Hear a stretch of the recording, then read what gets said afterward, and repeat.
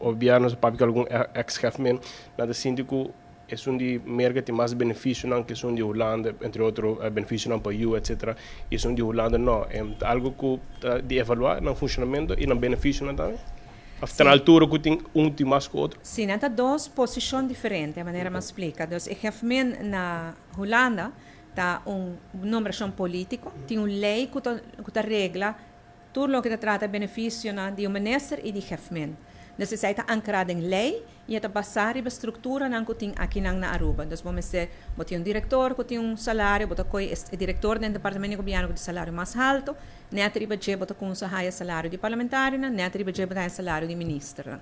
Então, o salário de chefmen está ancrado nas leis.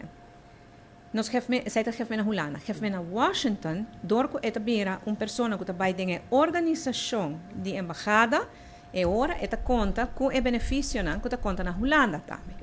E esse não é algo que nós podemos usar e é benefício de algum sentido mais amplo que o que nós pagamos nos gente não.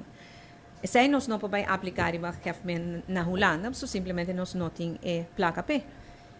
Se você dizer agora, ok, banco baja, lo qual que o chefe na Washington tem direito de manter igual, em Holanda tu diz assim nós não trabalhamos com outro. Nós se bloquear, é bem dentro nossa organização de embaixada, por exemplo, na Washington, a direção que te condiciona e nossa firma pensa em hobby ano passado e a trobe, mas nem uma vez agora nós satisfeitos com esta traja e já nós temos viva com essa situação.